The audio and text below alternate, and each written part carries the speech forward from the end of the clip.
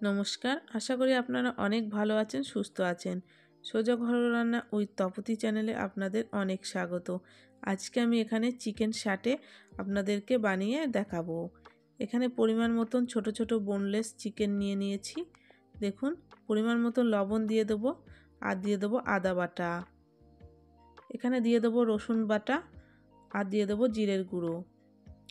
পরিমাণ মতন এখানে দিয়ে দেবো গোলমরিচ গুঁড়ো আর দিয়ে দেবো 1 চামচ মতন এখানে চিলি সস। দিয়ে সমস্ত উপকরণ ভালো করে কিন্তু মিশিয়ে নিতে হবে চিকেনের সাথে। মেশানো হয়ে গেলে এখানে 2 টুকরো মতন পাতিলেবু নিয়ে নিয়েছি। রসটা ভালো করে কিন্তু এখানে চিকেনের গায়ে মাখিয়ে নিতে হবে, তাহলে কিন্তু চিকেনগুলো অনেকটাই সফট আর নরম হয়ে যাবে। 1/2 চামচ মতন ধনে গুঁড়ো নিয়ে নিলাম আর লঙ্কার গুঁড়ো নিয়ে নিলাম 1/2 চামচ মতন, একটু ঝালের জন্যে। ভালো করে কিন্তু সমস্ত উপকরণগুলো মিশিয়ে নেব। মেশানো হয়ে গেলে এখানে কেটে রাখা কিউব করে পেঁয়াজগুলো দিয়ে দেবো আর দিয়ে দেবো টমেটো, ক্যাপসিকাম দিয়ে দেবো।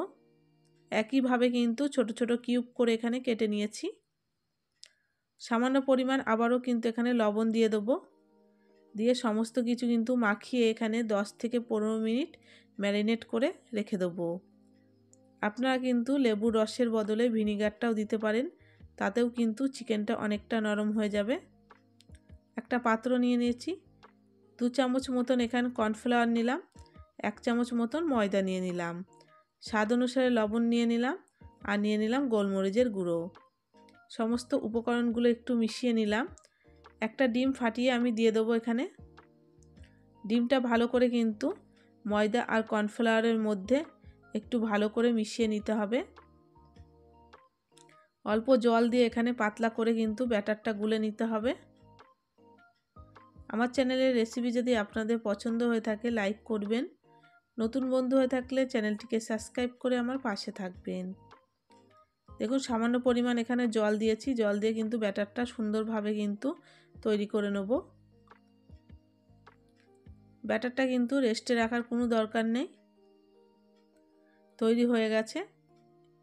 দেখুন, ম্যারিনেট করা চিকেনটা কিন্তু আমি নিয়ে নিয়েছি আর এখানে কতগুলো স্টিক নিয়ে নিয়েছি। এগুলো কিন্তু ভালো করে কিন্তু গরম জলে ওয়াশ করে নেবেন আপনারা। একটা প্রথমে ক্যাপসিকাম দিয়ে দিলাম, তারপরে দিয়ে দেবো এখানে পেঁয়াজ, টমেটো দিয়ে দেবো, এরপরে দিয়ে দেবো চিকেন।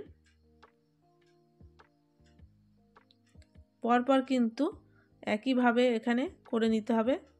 পেঁয়াজ দিয়ে দেবো টমেটো, তারপরে আবার ক্যাপসিকাম দিয়ে দেবো।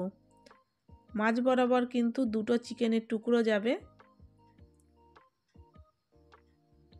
ঠিক একইভাবে কিন্তু প্রত্যেকটা কাঠিতে আমি এখানে এই রকমভাবে সাজিয়ে নিতে হবে। দেখুন, একটা কিন্তু তৈরি করা হয়ে গেল আমার। আবার একটা আপনাদেরকে তৈরি করে দেখাচ্ছি। খুব সহজে কিন্তু আপনারা একবার দেখলে এটা তৈরি করতে পারবেন বাড়িতে, আর খেতে কিন্তু অসাধারণ লাগে। শীতের সন্ধ্যায় আপনারা কিন্তু একদিন হলেও বানিয়ে দেখতে পারেন, এটা কিন্তু খেতে খুব সুন্দর লাগে। বাদবাকিগুলো কিন্তু আমি একইভাবে এখানে তৈরি করে নিয়েছি। দেখুন, ব্যাটারটার মধ্যে অল্প করে একটু কোট করে নেব।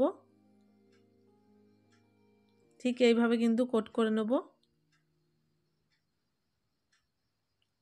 রিফাইন তেল এখানে কিন্তু গরম করে নিয়েছি। দেখুন, তেলের মধ্যে দিয়ে দিলাম। এক এক করে দিয়ে অল্প আঁচে কিন্তু উল্টে পাল্টে ভালো করে ভেজে নিতে হবে, তাহলে কিন্তু ক্যাপসিকামগুলো একটু নরম হয়ে যাবে, টমেটোগুলোও নরম হয়ে যাবে। দেখুন, উল্টে পাল্টে কিন্তু এখানে হালকা লাল করে তুলে নিতে হবে, বেশি লাল করা যাবে না, তাহলে কিন্তু খেতে ভালো লাগবে না। আর ব্যাটারের মধ্যে কিন্তু আমি একটু বেকিং পাউডার দিয়েছিলাম, ওটা কিন্তু দেখাতে ভুলে গেছি। অবশ্যই কিন্তু বেকিং পাউডারটা দেবেন। আমি এখানে দেখুন তৈরি হয়ে গেছে, গরম গরম কিন্তু একটা প্লেটে সাজিয়ে নেব। সস দিয়ে আপনারা খাবেন, আশা করি আপনাদের খুব ভালো লাগবে। ভালো থাকবেন, সুস্থ থাকবেন, দেখা হবে নেক্সট রেসিপিতে। ততক্ষণে সাবধানে থাকবেন।